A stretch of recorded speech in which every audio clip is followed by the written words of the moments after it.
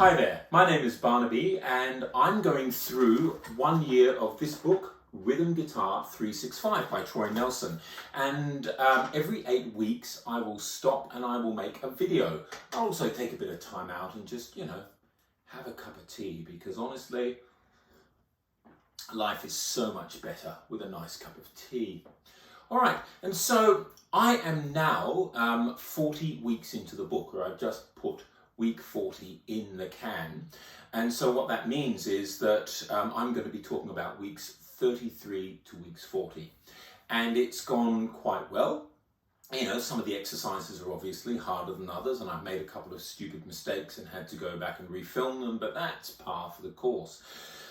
Basically, the book, as I've mentioned in previous videos, but you may not have watched them, the book does things in 4-week lumps. So what you get is an exercise Monday, another one on Tuesday through to Sunday. So a different exercise for each day of the week. But the next week, you get the same exercises simply transposed to a different key. Next week, same, different key. Next week, same, different key. So by the end of 4 weeks, you're really familiar with those 7 exercises. Then the next week, you get 7 different exercises. So it's these 4-week blocks, and I think it works really, really well as an approach. I think it's an excellent approach pedagogically. And I find that, of course, by the end of the 4th week, the exercises are really very familiar, which is exactly what you need. So, what have I found with it? Well, if I look at weeks 33, 34, 35, 36, so 33 to 36, these were really relatively straightforward. There weren't too many problems. The week 1 exercise, the Monday exercise, the first exercise, has this really nice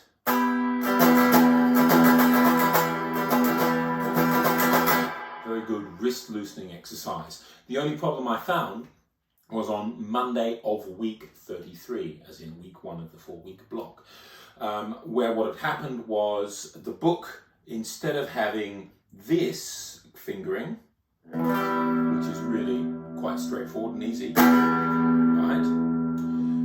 The book had 3, 5, 4, 5, and then 7 and 0. And that's impossible. That chord takes 5 fingers to play. It's just possible that you could slide across here, maybe, and just stretch out like that, but it's not a practical chord. It's not a chord anyone would play. So I think what that is an artifact of the staff notation being entered, the tab being automatically generated, and coming up with an impossible chord. And if you've ever used a program like Guitar Pro, this will often do the same sort of thing. You'll get a chord with a note here and a note here and a note here, and and it's just unplayable. And so you can't really auto-generate tab. And I think that's all that's happened here. It was auto-generated and it just slipped through. That's hardly shocking, considering you've got 365 exercises. Okay, the Tuesday exercise for this 4-week block, 33 to 36, was very pleasant. Again, Travis picking. And you were working on a suspended 4th. And that is, again, a very useful pattern for folk, for indie music, for alternate music or alternative music, not just country. Sort of thing that you would use in regular playing. The Wednesday one was good fun. You have this palm muting and power chord combination, which is really metal and really fun. Chuggy.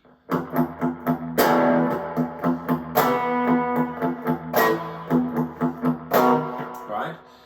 When you put on some distortion, and it's really, which is great fun to play. Now, the Thursday exercise was tricky because you have this sort of thing, which is easy, but then when you go up here, notice that you're playing this note and this note, but you're deadening this note, and then you go back down here, and instead of playing, you have to again, dead in the middle note. So,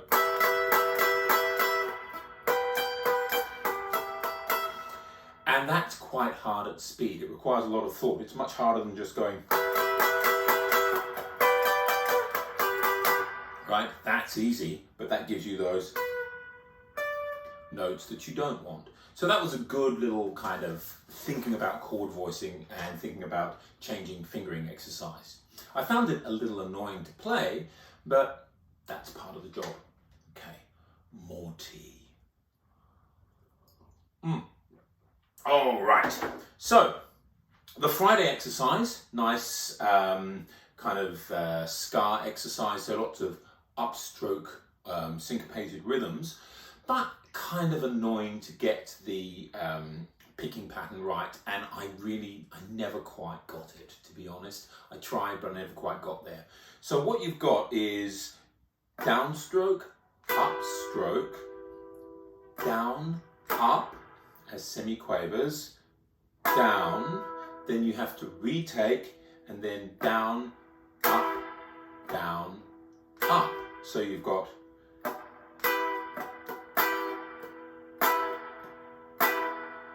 hang on, no, that's wrong.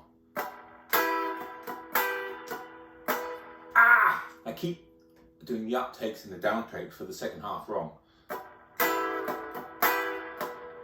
That's it. That's it. And it's really hard to do. And when you do it at speed, again, it's really counterintuitive. The more I did it, I thought I'd kind of slip into a rhythm eventually and just be able to do it. And I never quite got there. I did try, but I never quite got there. The jazz stuff, good fun. And what I found with this is that that technique where I'm using my little finger, the pick here, to get this, it's actually starting to give me nicer chords. I'm starting to get more sustain, more even playing. It's not as good as this yet. I can't get quite the same sound that I get out of these fingers.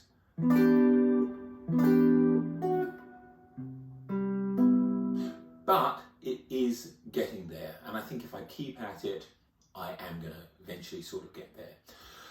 The R&B figure uses lots of sliding, you know, this sort of stuff, this sort of hard to get your fingers in exactly the right spot.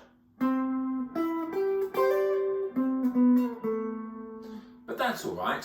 It's just all good stuff to practice. It's hard to play it without muting the note here and there, having some dead sounds in it. But when you listen to, you know, Jimi Hendrix or anyone like that, they have all of those dead notes in their playing. It's just a kind of feature of the style, I guess.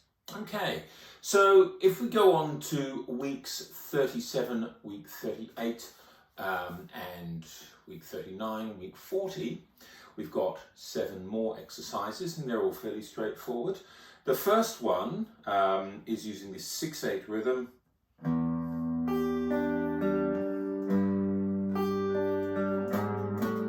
Which is fine. Each one of these presents a different fingering challenge. Mostly to do with which finger you use for the root note. One of them you actually have to use your thumb, or at least the book recommends using your thumb. And so it's a kind of nice little fingering solution you have to come up with every week, which was good. That was a little thing to keep the brain away. Tuesday was horrible. And the reason why Tuesday is horrible is it's this pedal steel stuff, right? And it's bending. And you either bend to or to major or minor, right? So here's a minor bend. Here's a major bend.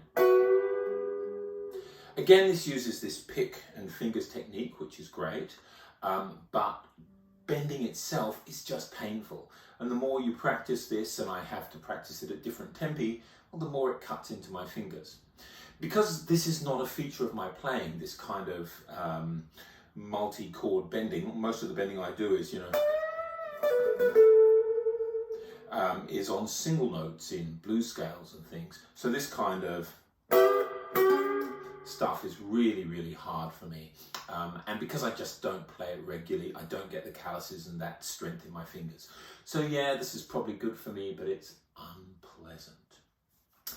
The palm muting and power chord theme was continued on the Wednesday exercise. This was an interesting one because it starts with a triplet, da-da-da-da, da-da-da-da, but what you had to do was actually use an upstroke for the triplet, so you would play.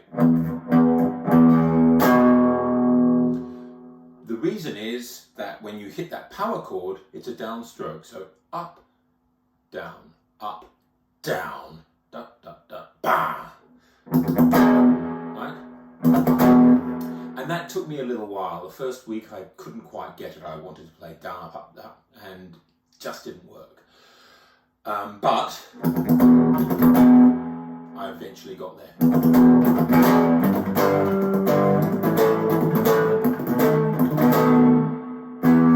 Right? And one of the little tricks I learned while I'm palm muting is just that little skipping of the tip, angling the pick. You know, it's a shredder's trick, but it works really well here. Okay, the funk exercise, the next one on Thursday, this was very difficult and I never got this one right. And it starts with, which is nice and straightforward. It then moves to this chord. And I found going from my hand being here to playing this chord was really impossible. My fingers would not come down in a coordinated way. And I think that's simply an unfamiliarity with this barred C-shaped chord. I've used it, but I'm not used to jumping to it suddenly, right? And so I would always play, and I'd have that slightly muted or dead sound coming out of the sound out of it, which I didn't want. And then the last chord is always, which is a straightforward chord when you know you're going to play it, but again, you've got to jump. So it always took me a beat to get my finger down. So when you see me playing this, you'll see me playing, and I don't add that seventh in until the second stroke. And that's a bit of a problem. Again, that familiarity with leaping to that chord position just isn't there. And it should be. I mean, that's what this book is working on, which is great. Okay. Friday was an embarrassing one for me. This is one of several exercises in this book so far that I played wrong for 4 weeks, and in the fourth week I went, oh, and I had to go back and re-record just this one exercise and reinsert it into my already finished videos, which is annoying. Okay, so the thing you've got here is, so the rhythm is 1, 2, and 3, and 1, da da da da boom, dun da da da da boom, boom, right? And what I was playing was, which is not quite right. I was adding in some extra semi-quaver stuff and it just was off. Part of the reason why that happened is I was tired when I first did it. I got the wrong thing in my head and it just stayed there. I listened to Troy Nelson's rhythm track. What happens when he does the rhythm tracks is that it starts with a metronome and then the exercise is played, but the metronome doesn't continue. So you don't hear the metronome and the rhythm track together. And that to me is annoying. I've also listened to some of them and found that they're actually out in a few places. So I think his rhythm track for this one, maybe it's wrong or maybe it's just that little bit hard to get right. But I had to go back. I had real trouble with this one. The other thing that's hard there with this is you've got this figure, right? And then you've got this moving from here.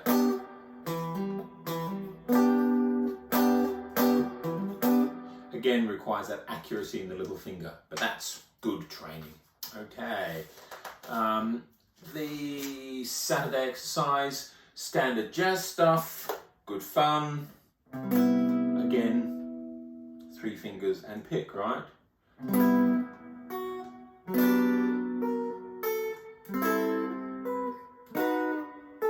What is this one? Sorry, I haven't played this one for ages. But yeah, that's quite straightforward, right? Nice chords.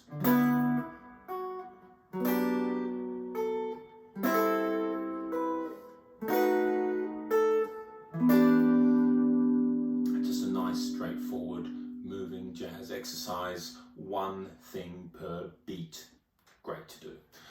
And then we've got this exercise, which is again kind of this little wing style, you know, Jimi Hendrix, Curtis Mayfield thing going on.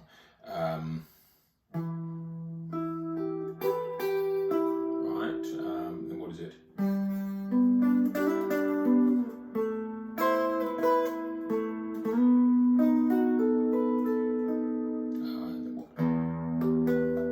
Okay. So here, the only real challenge is getting that voice to ring out, and then, you know,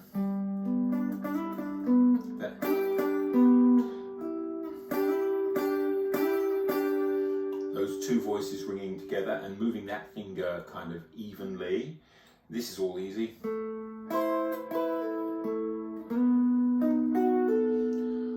That hammer-on at sufficient volume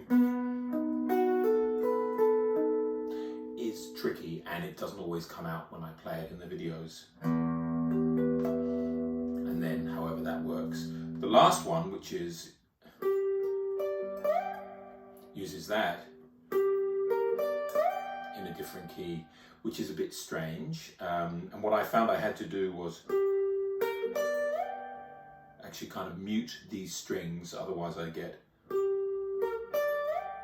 this sympathetic ringing here, which I didn't want.